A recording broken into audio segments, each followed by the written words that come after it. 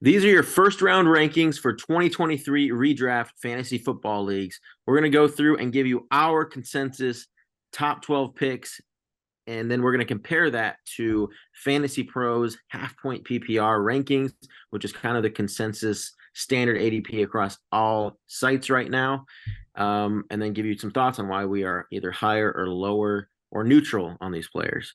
So I will start us off at the 101, in line with everyone else. Justin Jefferson. He's the safest pick in fantasy. You get him at the receiver position, which we think is the most valuable. I mean, he's going to absolutely crush it again, like he did last year.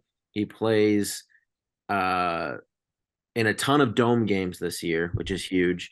You have Thielen who left. I know Addison and Hawkinson will take some of those targets, but I mean, he has such a high floor. And in the first round, I mean, you're just looking for that. And of course, his ceiling is like setting like an all-time record in yards and touchdowns possibly this year. So just don't overthink it. Take Jefferson at the 101. J Jettas. All right. Number two here, a guy who many are saying I alphaed at the Cincinnati airport a couple of months ago, Jamar Chase. He's our wide receiver 2, obviously. Fantasy Pros has him at 3, but also the wide receiver 2.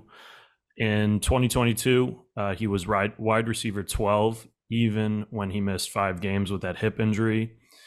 He was actually wide receiver 5 on a points per game basis. And if healthy, his projected stats were 190 targets, 120 receptions, 1,500 yards, and 13 TDs, which is top 5 for wide receivers in each category. He's got a better quarterback than Jay Jettas, Cooper Kupp, and Tyreek Hill, some other receivers going this early. And one little stat that I found pretty mind-blowing, 25% of games for Jamar Chase resulted in a top 5 weekly PPR finish. I mean, a quarter of the season, he's in the top 5. So Jamar Chase is our number 2 power rankings for round 1. Yeah, first year you see a lot of receivers going 1 and 2. Usually it's a running back position, and where we'll pivot to here with CMC. Last year he got traded, I think, week 8 to San Francisco. Now he's going to have a full off season with Shanahan. The thing I absolutely love about CMC this year, last year he averaged 20 touches amongst all of those all-stars on that offense. And something to note, he has the 7th easiest strength of schedule this year. So you get maybe probably the best running back in the league in one of the easiest schedules. So that's a perfect combo there to be your RB1 for the year. Looking for him to continue his success. So CMC off the board for number 3 for us. So I have Cooper Kupp here at number 4. We have the Fantasy Pros have him going at half point PPR around the 6th position here. The biggest thing with Cooper Kupp is volume, and even more volume. He's now healthy off of last year. We talked with Dr. Jesse Morris last episode in our, and he basically said that if Cooper Kupp probably could return last year if Matthew Stafford was healthy. Now Matthew Stafford is healthy, coming back into the same offense that was absolutely decimated by injuries, that offensive line. So there was really no reason to bring him back last year. Coming in healthy this year, he's poised to have another really amazing year with, again, all that volume that he's getting. That year when he finished as the Offensive Player of the Year, the Triple Crown winner, he had 191 targets, which is absurd. He had 15 touchdowns, and even better, I don't think he can, replicate that type of season because that was, pretty absurd. But I see something very close to that in terms of being the top 5 pick here. That's what you want in a receiver at that position, is just getting that extreme amount of volume. Plus, he has the Rams have the strength of schedule 19th for wide receivers against the opposing defensive backs. And again, if you're taking someone that high, that's a great stat to see against weaker defenses. So Cooper Kupp at 4 is poised to have another really amazing year, and not really worried about him being over 30 again, with just the amount of volume that this man is going to receive this upcoming year. Yeah, I mean Higbee's kind of the only competition there, and Cooper Kupp is miles ahead of what Tyler Higbee is as a receiver. Yeah. Kupp, if he stays healthy, I mean, he's just going to crush again. Yeah. All right. Number 5, we have Tyreek Hill. Fantasy Pros has him around 7, but with a receiver with this much upside, you just it's so hard to take it, not take him here in the top 5 picks. I mean, he was the wide receiver 1 through 10 weeks. Before the Tua injury and everything, he was the guy. Now, if you look back, he had games where it was just mind blowing what he was doing. He had 190 yards, 160 yards, 177 yards, 188 yards, 143.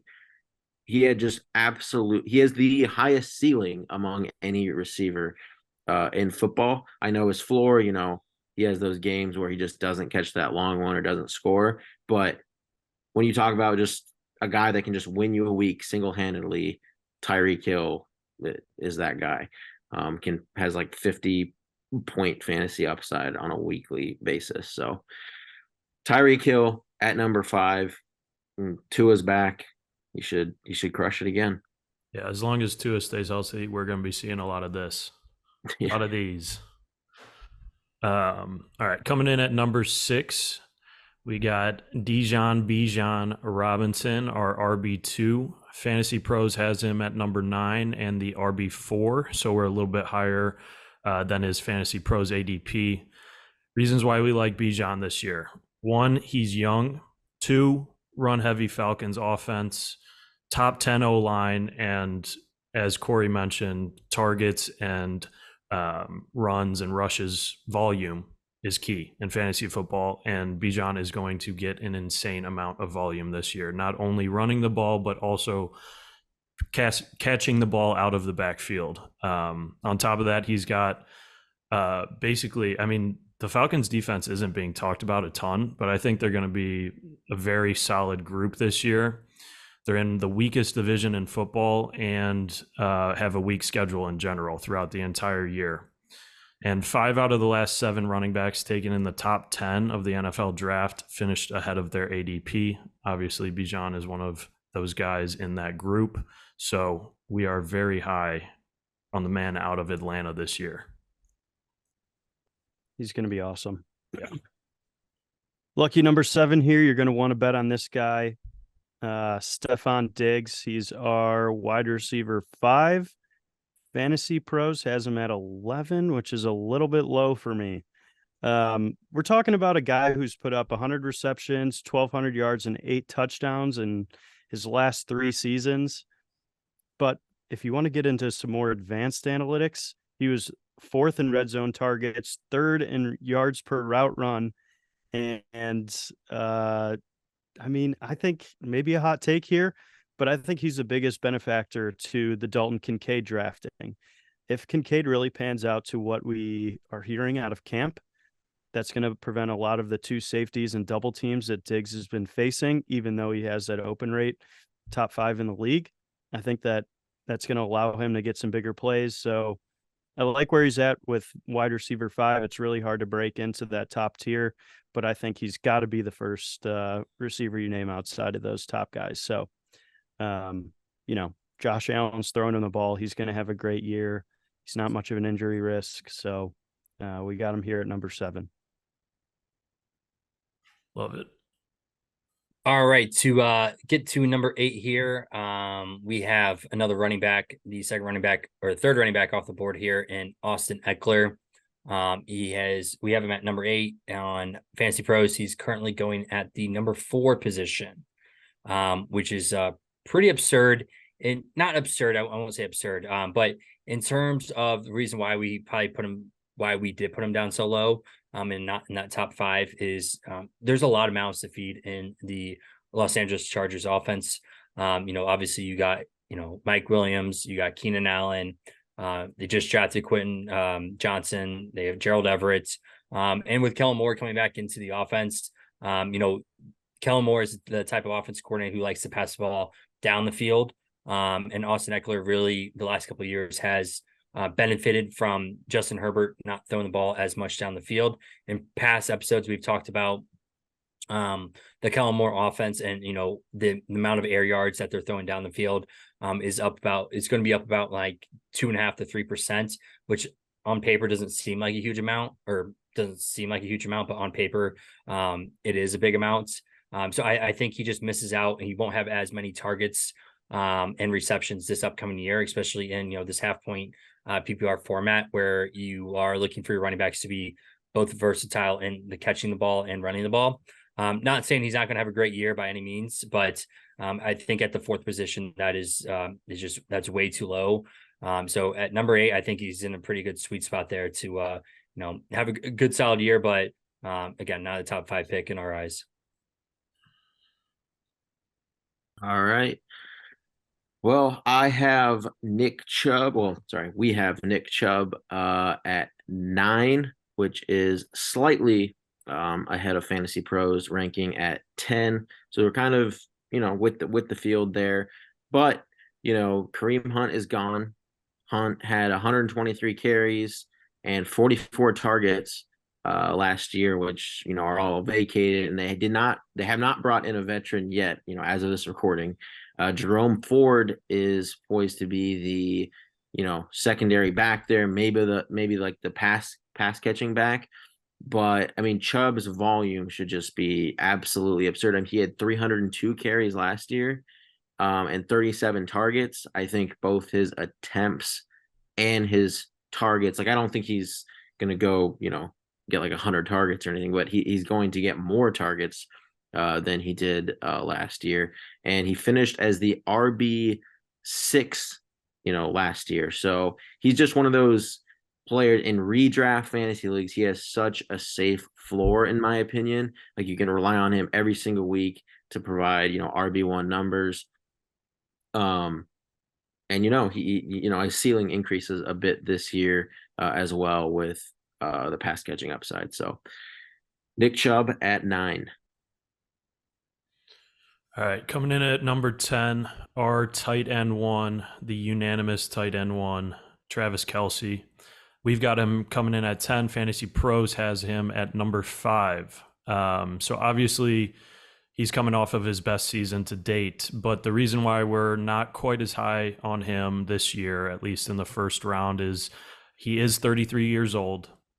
When you're drafting him at the number 5 position, you're drafting him at his absolute ceiling. I mean, you're expecting him to compete with the top 5 wide receiver ones in the entire league.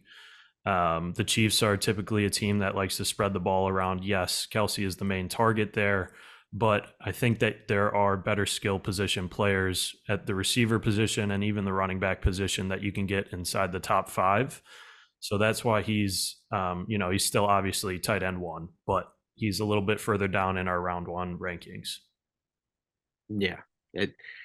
He's the oldest he's ever been, and now he's going the highest he's ever gone in fantasy. Like, it's just a tough click.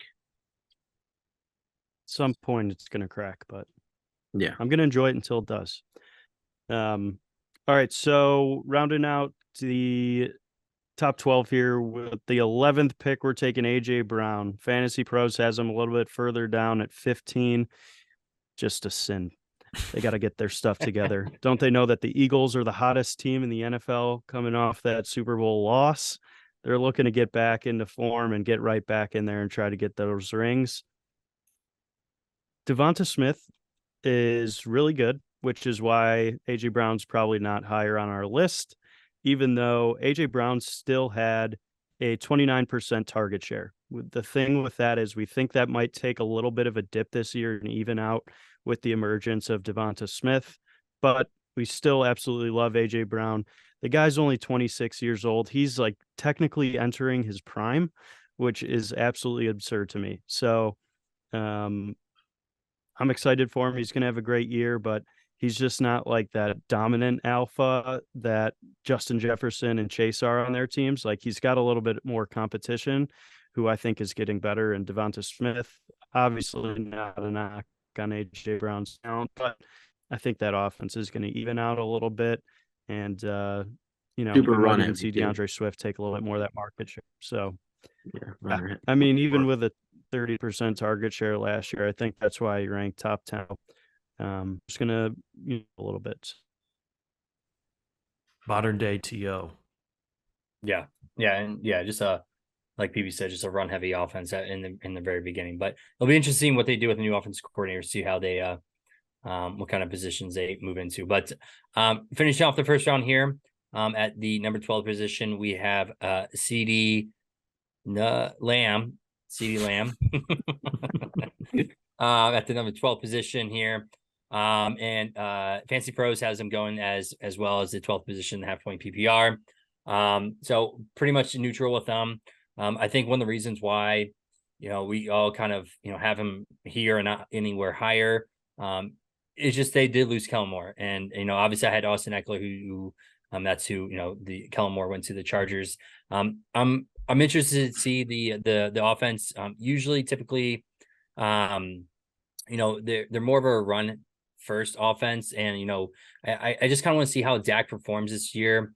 He's been kind of average the last couple of years, but if he can take a leap forward, and not, turn the ball over so much, obviously that benefits CeeDee Lamb as he's the number one receiver there, receiving most of the target share. They did lose Dalton Schultz, who did, take some touchdowns away, in the red zone there. So with Lamb at 12, if, like I said, Dak takes the leap forward, I think Lamb could be, a league winner, and finishes at top 5 player. But as of right now, just with Kellen Moore gone, I think it's a good spot for him to go at the 12 at that turn there. So take him at the 12 and be happy with a potential league winner there.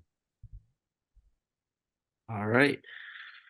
Well, that'll wrap up our top 12, our first round rankings for redraft leagues, half point PPR in 2023. We'll be back for our second round rankings next video. Please give the video a like and subscribe. Helps out the channel a lot, and we will see you next time.